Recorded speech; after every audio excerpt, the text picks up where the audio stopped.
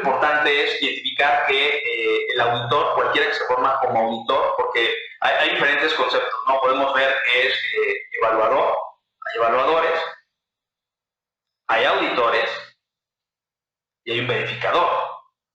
Y son diferencias. En el caso del verificador, como tal, va a verificarse, pues, va a verificar a través de un checklist, de un listado, como si está o no está. Es un sí o un no, hace un check, verifica, tiene un plan de mantenimiento, sí o no.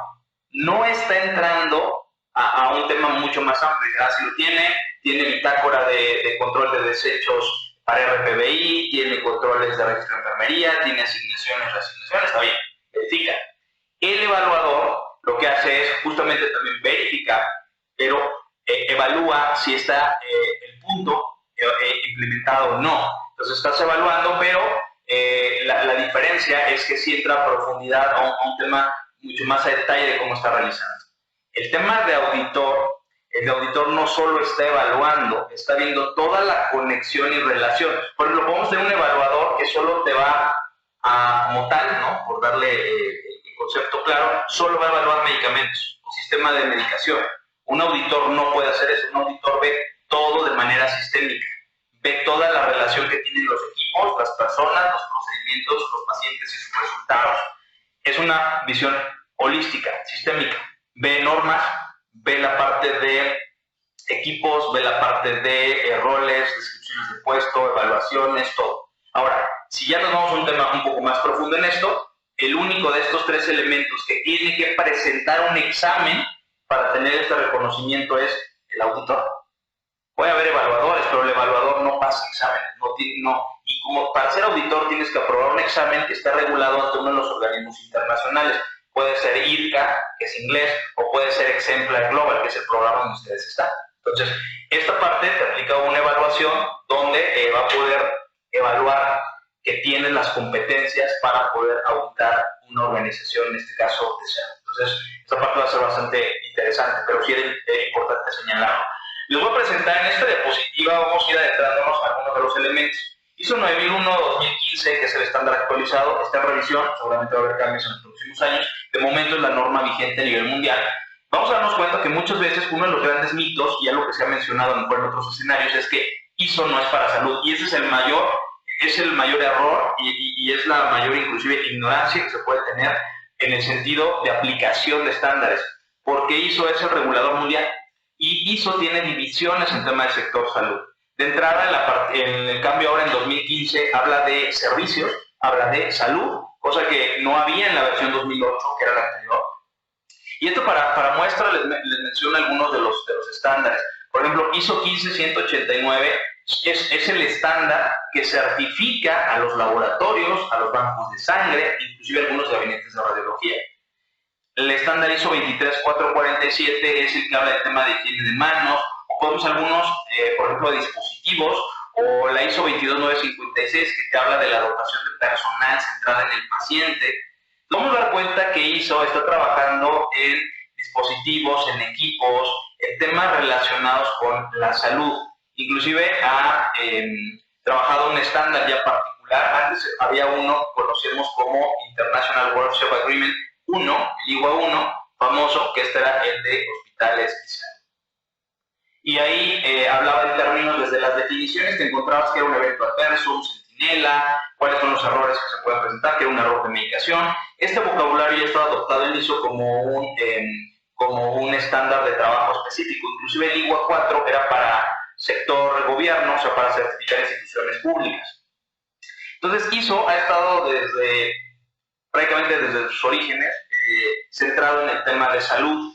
Entonces, esta parte es importante. Ahora, ¿cuál es la diferencia entre tomo un estándar u otro diferente? Lo que habla es que te estandariza. Si tú estandarizas, reduces la variabilidad, esta baja. Entonces, los errores son mucho más difíciles que se presenten porque tienes todo organizado, estandarizado, tienes barreras de seguridad, tienes controles, tienes supervisión, tienes auditorías, tienes programas preventivos y predictivos, tienes gestión de riesgos. ¿Para qué la gestión de riesgos? Justamente para identificar qué puede suceder y tener acciones preliminares. Hay que recordar que antes se contrataban gerentes o directores para apagar fuego y soluciones, ¿no? Y entonces entre más bueno fueras para apagar el fuego, pues mejor directivo eres. Hoy en día no. El mejor directivo al que está contratando, y eso lo han venido mencionando ya en diferentes congresos de elecciones, hoy en día es el que evita que el fuego aparezca. Entonces ya tiene un rol donde el director o los directivos, ya sea en calidad o en áreas clínicas, también no estén apagando fuego todos los días, no estén resolviendo situaciones que podrían haberse prevenido. Entonces el enfoque cambia de un rol reactivo, ¿no? El tema reactivo, correctivo, que es el que muchas veces se utiliza. Mientras no falle el equipo, no lo mando a reparar. Mientras no se tenga necesidad de hacer un documento, no lo hago. Mientras no me pidan ese comité, no lo hago. Ya cuando viene una sanción, cuando viene una observación, cuando viene una obligación, entonces actuamos en consecuencia. Si hay un error porque de pronto no hacíamos verificación, por ejemplo, verificación prequirúrgica, y no nos percatábamos de explorar todos los insumos que se van a requerir para la cirugía, de pronto esta situación nos obligaba a establecer ya planes, pero es porque ya se presentó el error. El rol hoy en día es, el tema de ser reactivo, es proactivo, y más que correctivo se vuelve preventivo. Eso es lo que está entrando hoy en día. Inclusive hay un programa en la Universidad de Florida que habla de maestrías o de especializaciones en gestión de riesgos, ¿no? En risk management. Entonces, la gestión de riesgos está centrada en tener, inclusive, ya formar un elemento dentro del hospital, donde tú vas a poder tener tu QA, tu gente de calidad y tu gente de gestión de riesgos, ¿no? Y lo que vas a tener es que él esté enfocado solamente para identificar todo aquello que puede suceder en la organización, y él se vincula con las diferentes áreas de la organización para establecer acciones que impidan que esto se presente, ¿no? Esto ya hay metodologías, puede ser la MEP, puede ser la metodología como tal de matriz de riesgos, o pueden ser inclusive algunas otras herramientas de análisis. Entonces, tenemos que entender que en salud también enfocarnos hacia este sentido, pero también tener la capacidad de corrección y de reacción, ¿no? Por eso también hay herramientas reactivas, como es la parte de análisis causa-raíz, que es una herramienta, o por ejemplo, los 5 porqués, que también es otra herramienta de calidad para poder identificar qué está sucediendo. Entonces, tenemos que darnos cuenta que el tema de calidad está dando un giro hacia la parte preventiva, proactiva, y está dejando atrás la parte reactiva correctiva, porque se ha evaluado inclusive en estudios de análisis de costo, análisis de la no calidad, de costos de la no calidad, donde te das cuenta que es mucho más costoso corregir que haber establecido barreras preventivas en la gestión de los hospitales. Ahora, en esta diapositiva, la ventaja que tenemos es que como auditores en este estándar, ¿no?, vamos a poder vincular con los estándares de JCI, de los americanos, que es su versión más vigente de la 7ª edición, los canadienses, que son los estándares de salud, que son estos HSO, los españoles del AXA, los brasileños ONA, los colombianos de ICONTEC, y aquí en México, bueno, los del modelo de seguridad del paciente del Consejo de Salud General. Entonces, ¿qué significa? Que se establecen las bases de los procesos y entonces ya lo vinculas con cualquiera de los estándares mundiales. Entonces, digamos que es compatible con cualquier país y compatible con cualquier estándar de acuerdo a donde tú te desenvuelvas. Un punto importante que tenemos que ubicar como auditores es que el máximo referente en términos de estándares de calidad a nivel mundial son los de la JCI, y estos estándares de acreditación que están en la 7ª edición, lo que han presentado, que de hecho recientemente tenemos ya un poco más del año, casi ya año y medio, que se lanzaron, ya están en diferentes idiomas, y lo que hacen es establecer todos los lineamientos. Es el modelo de seguridad del paciente, pero ya en versión ya avanzada a nivel americano. Por ejemplo, hay situaciones, aquí en el modelo de seguridad del paciente, para quienes ya tienen, la mayoría de ustedes tienen experiencia en el tema del Consejo de Salud General o del modelo de seguridad del paciente, bueno, pues hablamos de que hay 15 apartados, ¿no? De estos 15 apartados, igual diferencia, por ahí también el ingeniero que está en hemodiálisis, bueno, ahí en el caso de hemodiálisis tienes 3 apartados, que son aquellos de metas internacionales, los estándares que están centrados en el paciente y los que están centrados en la parte de gestión, y en el caso de hospitales sí tiene 15 apartados, que los vamos a revisar más adelante. Están agrupados por 5 bloques, que son las acciones de seguridad del paciente, lo que son los sistemas críticos, los estándares de calidad, los centrados en el paciente y los que son de la gestión. Son los 5 grandes bloques. Ahora, ¿qué pasa? Que en México, por ejemplo, todavía manejamos el término MSI, cuando en el JCI, que fue donde nos homologamos hace ya prácticamente poco ya vamos para, que serán 10 años, lo que hace es que ahora es MOI, es Management of Information, lo que hace es que ya no existe, pero existe en México, porque sigue nuestro modelo. En Estados Unidos y a nivel internacional ya no existe este estándar. Otros cambios importantes que les voy a mencionar es que en México manejamos dos estándares que es PFR y PFE, por sus siglas en inglés, son Derechos del Paciente y la Familia y Educación al Paciente y la Familia. Estos dos estándares, estos dos apartados, desaparecieron en Estados Unidos con esta nueva versión y ahora solo hay estándares centrados en la persona. Entonces, estos estándares ya agrupan lo que era PFR y PFE, que lo vamos a ir platicando conforme vayamos avanzando el curso para que todos puedan conocer las siglas, los términos que te piden. Por ejemplo, PFR, que es de Derechos del Paciente y la Familia, donde ustedes como auditores van a auditar si identificó el hospital pacientes vulnerables. Y vamos a explicar que es un paciente vulnerable, es aquel que requiere una mayor protección. Y eso vamos a poder hacer un cuadrito para más o menos orientarlos cómo se hace y cómo auditarlo. Eso también es como parte del programa, que eso también es importante mencionarlo ahorita.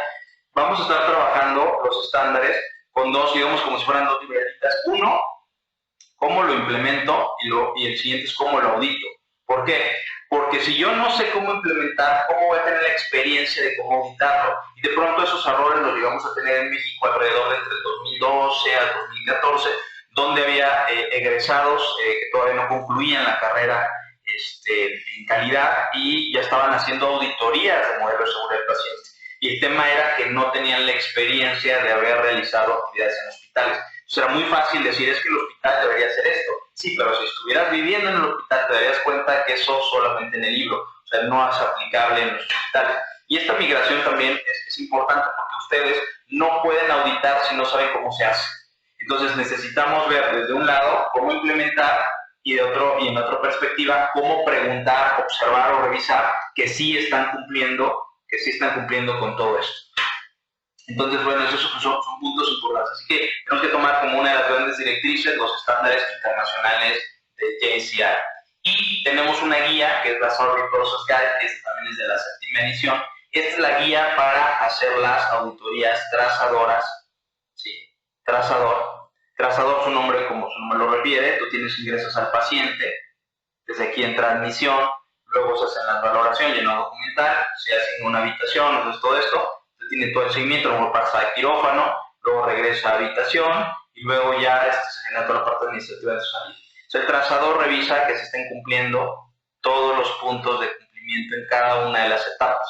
Entonces esta es una parte de que ustedes como auditores, esa es la metodología que van a estar trabajando. Este modelo de la Survey Process Guide lo vamos a revisar en la semana 4 cuando entremos a temas de auditoría. Lo que va a ser la semana 1, que es hoy, la 2 y la 3, vamos a revisar los estándares, cómo aplicarlos y cómo auditarlos. Y en la 4ª semana vamos a ver cómo se hace un programa de auditorías, cómo se hace un plan de auditoría, cómo se realizan las preguntas, qué se pregunta, qué se debe preguntar, a quién se le debe de preguntar. Que eso también es muy importante y es fundamental en la formación de un auditor, porque si lo dejas a criterio personal, va a generar en ese caso una situación compleja para quien está siendo auditado. Porque es como decir, si viene un médico, te voy a comentar lo que pasaba todavía hace unos años. Decir, viene, vamos a tener una evaluación. ¿Quién es el equipo auditor, el equipo evaluador? Bueno, el equipo evaluador, el líder es un médico. ¿Y es especialista en algo? Sí, es especialista, es especialista en epidemiología. Se va a enfocar mucho a PCI, prevención y control de infección. Seguramente se va a ir al comité del CODECIN, que es el comité de infecciones, que en este caso ya no se maneja tanto como CODECIN porque se quedó como este comité de infecciones nosocomiales, pero ya ahorita está más como comité de infecciones asociadas a la atención a la salud, que sería el comité del CIAS, ya sustituye a CODECIN. Pero bueno, eso todavía se está trabajando justo en este último año, porque ya no son infecciones nosocomiales, sino infecciones asociadas a la atención a la salud. Ahora, ese era el panorama cuando éramos evaluados en hospitales. Ok, ¿quién viene de líder? No, viene una enfermera. Va a ser muy ruda. Entonces, viene enfermera. ¿Y es especialista en algo? Sí, en terapia intensiva. O es quirúrgica. Entonces ya te ibas creyendo y estableciendo un panorama de que por su formación se iba a enfocar justo a esas líneas. Un auditor, que son ustedes, puede ser desde una formación o perfil administrativo, perfil clínico, en fin. Y lo que hace es que no tiene que inventar el hilo puede hacer el clínico, te la puede hacer el administrativo, porque está regulado por un estándar. No te puede decir, si uno de los requisitos es que tengas el comité de medicina transfusional instalado, no puede ser que el clínico te lo pida de una forma y el administrativo de otra. Por eso es que ISO te estandariza, es decir, cualquiera que venga a hacer la auditoría tiene que preguntar esto. O hay que recordar, o lo va a solicitar en documento, o lo va a solicitar de manera verbal, si es una entrevista. Vamos a ver los mecanismos que puede manejar un auditor para hacer estas actividades. Entonces, no me voy a adelantar mucho, pero les voy a comentar cuáles son estas tres dinámicas que van a utilizar ustedes como auditores, pero una gran ventaja que nos da mucha tranquilidad a todos es que lo mismo que pueda preguntar ahorita, por ejemplo, Patricia, lo puede hacer Fernando, lo puede hacer Lisette, lo puede hacer Lupita, cualquiera de ustedes. No es como que el doctor, es que el doctor tiene más experiencia, por eso el planteamiento de sus preguntas son más profundas. Claro que la formación y la experiencia te va a permitir ser un auditor con una visión mucho más amplia, pero eso no significa que la pregunta que tiene que hacer Luis, que tiene que hacer Fernando, que tiene que ser Juan, que tiene que hacer Pedro, no sea similar o sea la misma. No puede ser que digas, oye, ¿qué te auditaron? Sí. Oye, ¿qué te preguntaron en el quirófano? No, pues nada, nos pidieron la lista de vegetación de cirugía segura, tener un manual donde venga toda la preparación preanestésica, o si es sedación, nos pidieron cómo hacemos la programación, cómo es el proceso quirúrgico, cómo hacemos el tema en la sala de recuperación. Nos evaluaron ahí un poco el expediente. No, pues te preparas. Y llegas y el evaluador que le tocó a este hospital, en quirófano, le pide otra cosa. Oye, necesito que me muestres de la meta internacional número 4 cómo está todo tu protocolo universal. Oye, pero ese no lo había pedido en el hospital de enfrente.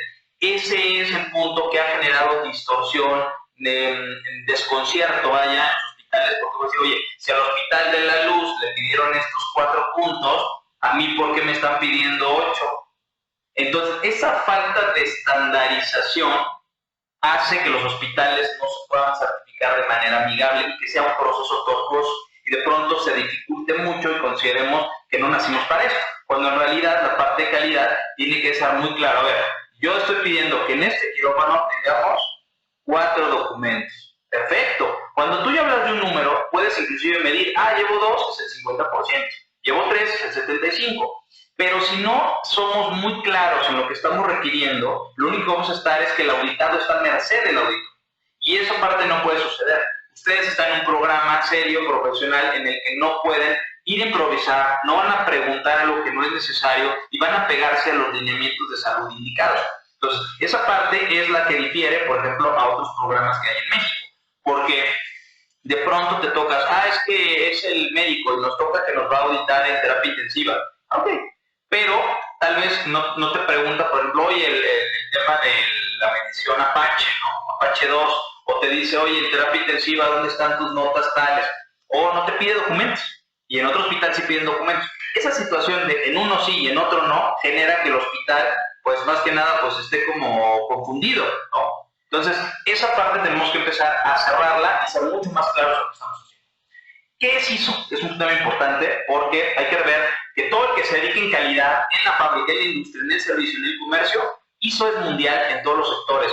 Y lo que se marca es como el estándar que verifica, valida, ¿sí?, que los procesos se estén realizando de manera correcta. Y si hablamos de salud, hacerlo de manera correcta es apegar la normativa. ¿Alguien quiere comentar algo? ¿No? Ok.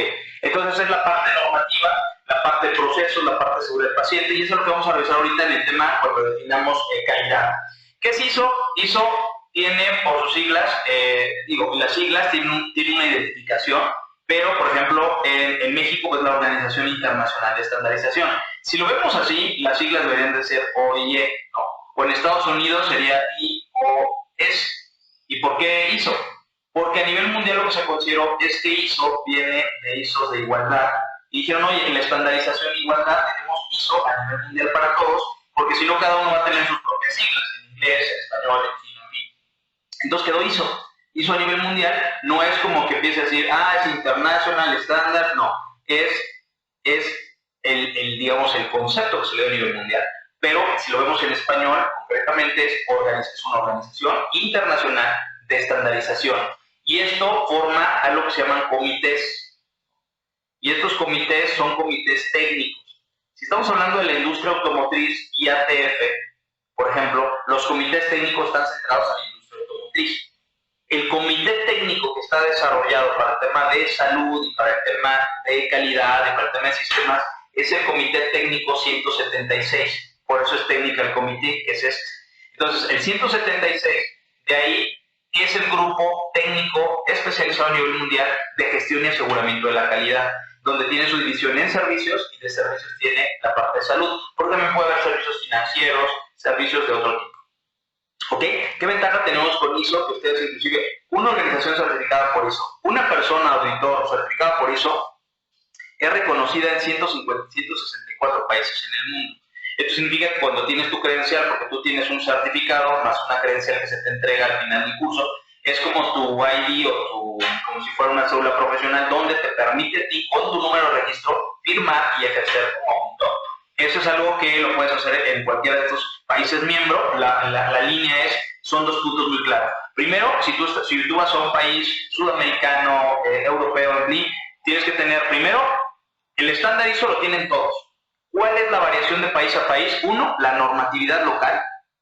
Por ejemplo, en Colombia tienen algunas leyes ya de seguridad del paciente, entonces si tú vas a hacer auditorías a Colombia, tienes que primero saber que lo que estás viendo aquí como auditor es la base, columna vertebral, cláusula 4, 5, 6, 7, 8, 9 y 10, más la alineación normativa colombiana, más el idioma. Ahí no habría problema. Si tú vas a otro país, a Portugal, pues el idioma portugués, la normativa de Portugal a nivel salud y la columna vertebral ISO, cláusula 4, 5, 6, 7, 8, 9 y 10. Entonces esa es la parte de ventaja que tenemos, ¿no? Con relación a tener una certificación estandarizada, porque si no, imaginemos que estamos hablando de alguna institución aquí en México, algún tecnológico, algún colegio, alguna asociación local que te puede certificar como auditor o como evaluador, pero no tiene reconocimiento internacional porque no está pegado a la regulación que te marcan en el mundo para poder ejercer como auditor, ya sea auditor interno, auditor líder. En cualquiera de los dos te piden hacer evaluación y que demuestres tu competencia. Para los demás, tú puedes ver algún verificador. Por ejemplo, esto lo vemos mucho en el tema de COFEPRIS, que es la Comisión Federal de Protección de Riesgos Sanitarios. Y la COFEPRIS lo que hace es que su plantilla es de verificadores, ¿no? Entonces, ellos van a verificar que cumplas con la normatividad de la regulación. Entonces, tenemos a los verificadores. En el caso del modelo de seguridad del paciente, tenemos a los evaluadores y en el caso de a nivel proceso, a nivel calidad, tenemos a los auditores. Entonces, son los tres escenarios donde ustedes se pueden estar desenvolviendo. Inclusive en este programa, que ya tenemos una formación de más de 250 auditores en el país certificados. Hay muchos que son auditores, que están certificados en este programa de ISO, y también son evaluadores del modelo de consejo, y algunos, bueno, nos ha tocado, son verificadores también de COFEPRIS. Entonces, esa parte está bastante interesante porque es como el caminito y cada uno tiene su nivel de responsabilidad importante. Como mencionaba, la parte de certificación internacional puede ser tanto para empresas como para personas. Para empresas puede ser el hospital, por ejemplo, nos tocó certificar en marzo de este año a un hospital en Ciudad de México, como en ISO 9001 Salud, que es la base, y este hospital se certificó como prestación de servicios hospitalarios y quirúrgicos, ¿no? Entonces, lo que hace es que tomó todo el flujo desde que un paciente hasta que el paciente se va en el tema de hospitalización y en el tema quirúrgico, que fue el que se centró principalmente, pero tenía vinculación con urgencias, vinculación con laboratorio, vinculación con imagen, vinculación con la terapia intensiva, vinculación con las áreas de lavandería, de todo. Entonces, finalmente, al ser de ISO, oye, sí, mi certificado sale como atención hospitalaria y servicios quirúrgicos, por ejemplo. Sí, pero implicó que todos los relacionados de manera sistémica hayan sido auditados. Que es algo muy interesante porque de pronto se vendía mucho la idea de que ISO no era para salud porque se enfocaba mucho a que era de satisfacción del cliente, o en este caso para el paciente, pero no, o sea, en realidad lo que busca es ver los tres rubros de calidad, que ahorita los vamos a ver. Entonces, ISO lo que hace es cuidar estas tres líneas, que ahorita las vamos a mencionar, para que se puedan tener certidumbre. Entonces, con este reconocimiento internacional se pueden hacer convenios nacionales, convenios internacionales, porque se está certificando. Una desventaja sería que tú como empresa de salud digas, voy a certificar ISO sobre el laboratorio, perfecto. Entonces, Solo el laboratorio tiene esa certificación. Entonces yo podría gestionar, negociar, hacer un convenio, alguna estrategia con alguna aseguradora, pues solamente la parte de los estudios de laboratorio, tema diagnóstico. Pero en el caso de que lo certifique, algo que antes muy pocos hacían era certificar realmente la institución con eso. Y lo que está haciendo es que el auditor va a entrar por todo el hospital a verificar que estés cumpliendo en términos de seguridad, de normatividad, de procesos, esa parte que es la que vamos a estar manejando en este programa, que es digamos, es el escenario más amplio, ¿no? Entonces, para hacerlo de manera amigable.